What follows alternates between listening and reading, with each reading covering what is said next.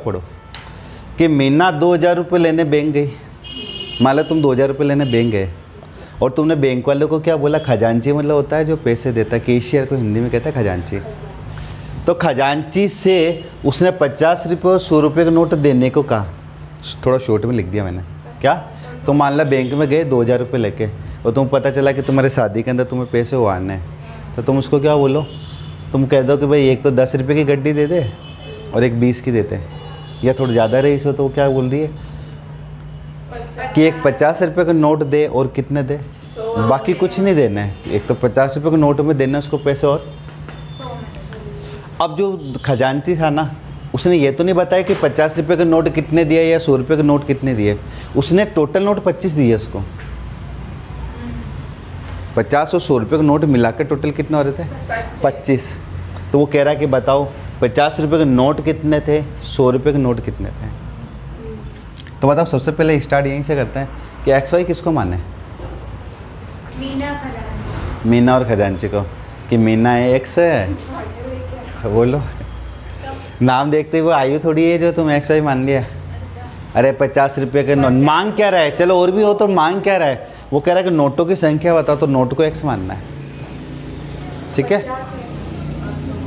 हाँ नहीं, पहले ऐसे लिखेंगे कि माना कि, है ना, नहीं नहीं नहीं, माना कि 50 रुपये के नोट, 50 रुपये के नोट कितने एक्स, पता नहीं हमें कितने भी है, ठीक है। और ऐसे कैसे क्या लिख देना, अब दोबारा मानना मत कर लिखना, क्या लिखना, 100 रुपये के नोट वाई, 50 रुपये के नोट एक्स, 100 रुपये के नोट कितने वाई। अब बताओ टोटल नोट कितने हैं, तो मतलब क्या एक समीकरण बनेगी,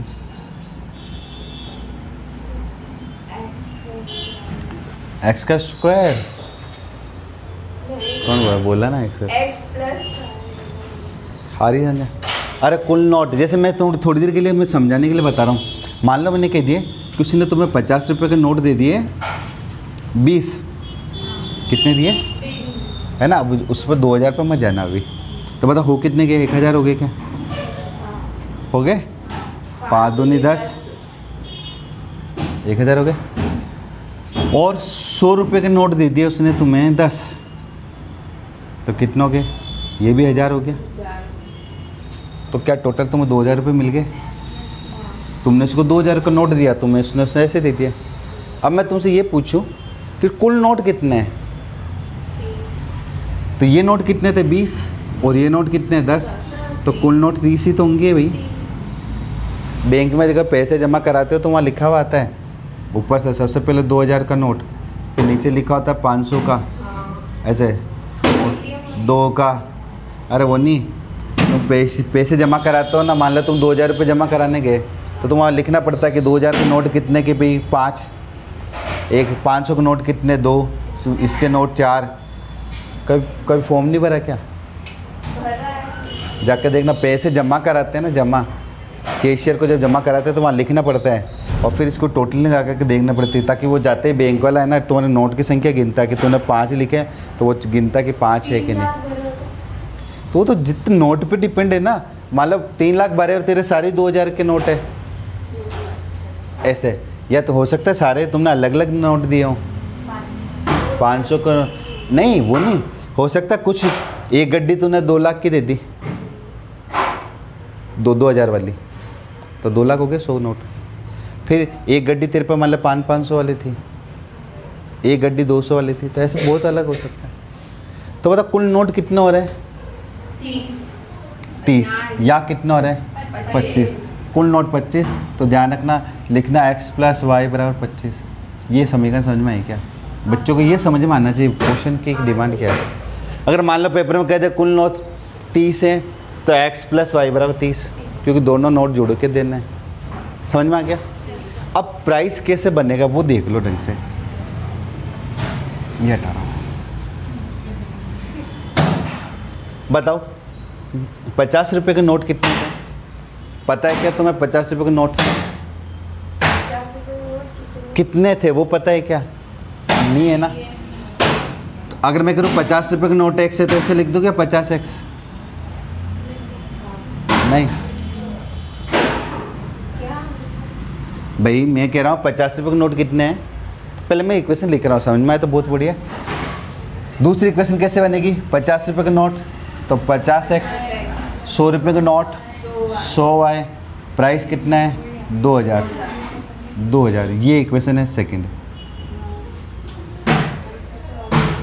क्या अरे वो तो तुमने टोटल नोट तो ये है। 50 रुपये का नोट कितने हैं पता नहीं है ना। मान लो 10 होते तो ऐसे लिखते ना 50 × 10। अगर पता चलता है तो हम लिखते हैं 50 × 10, लेकिन पता नहीं है तो हम इसको x मान रहे हैं।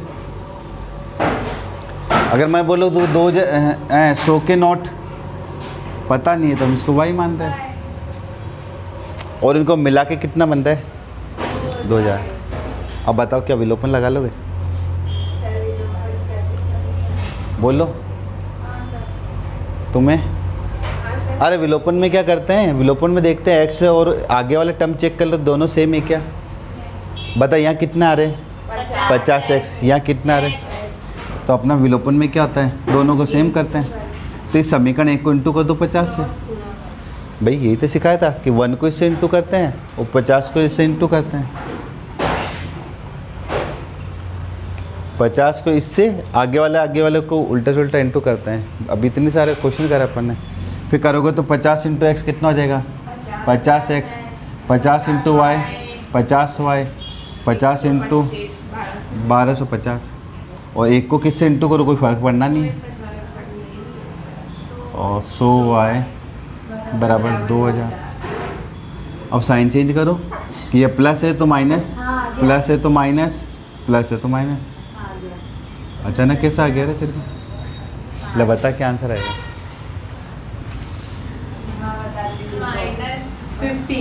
-50y। और यहाँ कितना आएंगे 750। माइनस से माइनस कट गया, 750 का जैसे का देखा जाए तो जीरो भी कट गया है। ये रहा 750 बटे कितना 50, तो जीरो से जीरो कट गया, 5 का भाग लगाओ 15। और क्या है? अब मैंने बोला थोड़ी देर के दिमाग लगाना। टोटल नोट कितने थे 25। पता एक नोट मतलब वाई क्या था, ये 100 रुपये के नोट 15 है, तो बता 50 रुपये के नोट कितने थे? क्यों कुल तो 25 है ना। और क्या, या ये वैल्यू है यहाँ पर लगा दो, फिर 5-10 को इधर ले आना। ठीक है, इसी में से बना कर दे रहा था मैं। और क्या है, तो जो इक्वेशन बना था तुम पता नहीं, मैं तो वैसे क्वेश्चन पढ़ने से मुझे इक्वेशन दिमाग में आ जाती है, वो तुम्हें दे देता हूँ। अब क्वेश्चन पर आओ इधर। क्वेश्चन देखना, थोड़ा मैंने हल्का सा शॉर्ट लिखा है कि सरिता ने एक पुस्तकाल लिख दिया। कह रहे पुस्तकालय है, ये कालय ये लो मतलब लाइब्रेरी। किस एक पुस्तकालय के प्रथम 3 दिन का किराया नियत है। पहले क्वेश्चन पढ़ा दो, बाकी डायरेक्ट शॉर्टकट भी बता दूँगा।